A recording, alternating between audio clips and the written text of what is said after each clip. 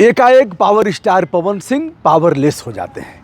ज्योति ने ऐसी हवा निकाली जैसे ट्यूब में अगर कोई सुई चुभो दी जाए तो उसका हवा निकल जाता है और पिचक जाता है। वैसी ही स्थिति पवन सिंह की है। हो सकता है भारतीय जनता पार्टी टिकट भी न दे, या यह भी हो सकता है कि टिकट मिलने के बाद भी पवन सिंह चुनाव न लड़ें, क्योंकि उन्हें इस बात का एहसास हो गया है कि मैं अब क्षेत्र में जाऊंगा तो हमारे चाहने वाले हैं वो इस तरह से हमें हमारा वेलकम नहीं करेंगे, हुटिंग करने वाले भी होंगे। यह भी हो सकता है कि ज्योति को कोई पार्टी टिकट दे दे।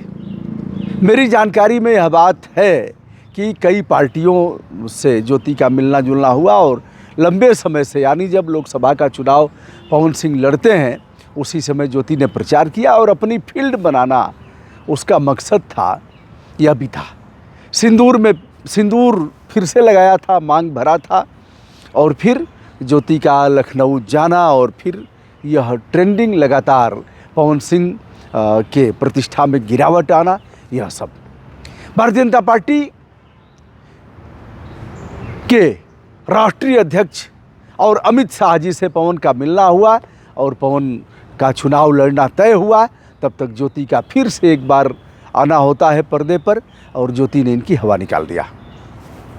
3 अक्टूबर का वह दिन जब लखनऊ पहुंचती है इनके आवास पर और पहले से कह करके कि मैं आ रही हूं पवन सिंह और उनके पूरे परिवार से मिलने के लिए, फिर दोनों तरफ से बयानबाजी भी होती है। अब जब किसी काम के आप नहीं हैं तो कौन आपको पार्टी में लेगा, और चुनाव हारने के लिए नहीं लेगा, एक मुद्दा बनाने के लिए नहीं लेगा कि लोग कहेंगे देखिए जो अपनी पत्नी का नहीं हुआ वह चुनाव प्रचार कर रहा है। असली मामला तो यह था कि स्टार प्रचारक के रूप में पवन सिंह पूरे बिहार में घूमेंगे, 443 सीटों पर जो एनडीए की हैं, और प्रचार करेंगे, सीटें निकलेंगी, हमारी सरकार बनेगी।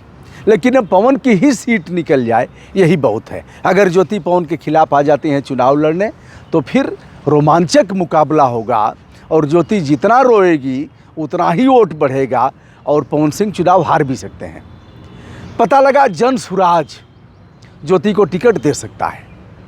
इस मामले में अक्षरा भी एक भूमिका निभा रही हैं टिकट दिलवाने के मामले में। या तो जन सुराज दे दे या फिर आरजेडी महागठबंधन दे दे। अगर ऐसा होता है तो पवन सिंह की सीट निकलना काफ़ी मुश्किल होगा। इसको भांप लिया है भारतीय जनता पार्टी ने। जिस प्रकार पवन सिंह ने टिकट लौटा दिया था, भारतीय जनता पार्टी का टिकट आसनसोल से निर्दल चुनाव लड़े थे, उपेंद्र कुशवाहा जैसे लीडर को हरा दिया था, अपने दूसरे नंबर पर थे, उपेंद्र कुशवाहा तीसरे नंबर पर थे। वही उपेंद्र गले मिलते हैं, उनका पैर छूते हैं। राजनीति में कोई अस्थाई मित्र और शत्रु नहीं होता। अब ज्योति पवन सिंह कह रहे हैं कि चुनाव लड़ने के लिए सब कुछ कर रही है, हमारी प्रतिष्ठा धूल धूसरित हो गई, और यह जो भी बोल रही हैं सब झूठ बोल रही हैं। हमारा और इनका मुकदमा आरा में चल रहा है, बलिया में चल रहा है, कोर्ट निर्णय देगा। लेकिन उसके पहले मिलने और आने का इस तरह से क्या मतलब है? अगर इसने कुछ कर लिया तो हम और हमारा पूरा परिवार उसका दंड भोगेगा। ज्योति का यह कहना है हम चुनाव नहीं लड़ेंगे। पवन, हम चुनाव नहीं लड़ेंगे, बस हमें अपने पत्नी के रूप में पत्नी का दर्जा दे दो। 7 फेरा लगाया था, अग्नि को साक्षी देकर के कहा था जन्म जन्मांतर का साथ रहेगा, और तूने हमें मारा पीटा। जब गर्भ में तुम्हारा ही भ्रूण पल रहा था तो तुमने गर्भ निरोधक दवाएं दिया। अब ज्योति के बात में कितना दम है, क्योंकि कोई प्रमाण इसका ज्योति के पास नहीं है, लेकिन वह कह रही हैं तो इसे नकारा भी नहीं जा सकता। अब दोस्तों क्या होगा पवन का? पवन भारतीय जनता पार्टी में फिर से आए। जब चुनाव निर्दल लड़ गए तो पवन को पार्टी से निकाल दिया गया। लेकिन पवन जैसे लोगों की ज़रूरत है। मोटा भाई को, बाबा को ज़रूरत है, हमारे प्रदेश वाले बाबा को है, क्योंकि एनी हाउस टिकट मिले और सीट निकले। अगल बगल की सीटों पर भी वो नाचने वाला हो, गाने वाला हो, ठुमका लगाने वाला हो, वह रंगरेलियाँ मनाने वाला हो, वह डाकू हो, चोर हो, बेईमान हो, चक्का हो, वह तस्कर हो, माफिया हो। राजनीतिक दलों में इसका कोई मायने नहीं है कि हम ऐसे लोगों को टिकट नहीं देंगे। जानते हैं क्या लिखा जाता है? 1.5 दर्जन गंभीर मुकदमे वाले नेताओं के बारे में लिखा। भारतीय जनता पार्टी की बात कर रहा हूँ, और तो सब एक से एक हैं, लेकिन जो दूध के धुले हुए हैं, गंगोत्री जैसे पवित्र लोग हैं, उनकी बात कर रहा हूँ। वो लिखते हैं, जनता की मांग पर सुप्रीम कोर्ट ने एक महत्वपूर्ण विनिश्चय प्रतिपादित किया है कि आपको बताना पड़ेगा, पेपर में छपवाना पड़ेगा कि ऐसे लोगों को आप टिकट क्यों दे रहे हैं, लगातार प्रकाशन होगा। लिखते हैं, जनता में बड़ी लोकप्रियता है साहब की।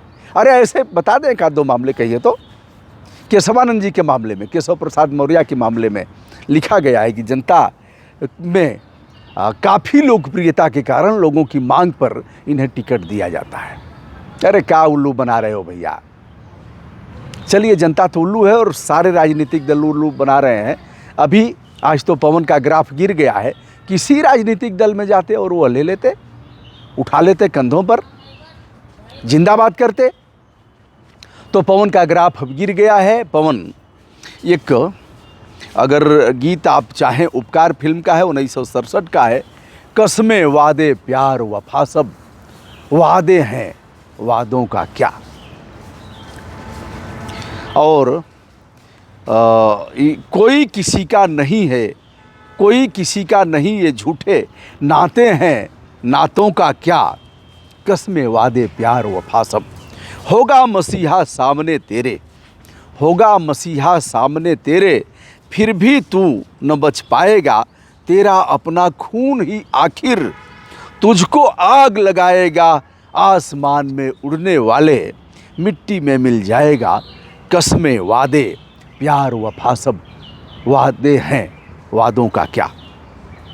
पवन सिंह पर कुल 2 मुकदमे हैं, आरा में है, बलिया में है। गंभीर प्रकृति के मुकदमे हैं, गर्भपात, मानसिक उत्पीड़न और यह दवाएं खिलाने से लेकर के मारना पीटना। ज्योति अभी कह रही हैं कि हम 25 नींद की गोलियां खाए थे। अरे सब कुछ किया था तो कोई रिकॉर्ड में है, कहीं कुछ लिखा पढ़ी में किया है। ठीक है, कह रही हो तो अब तुम्हारी बात भी मान लेते हैं।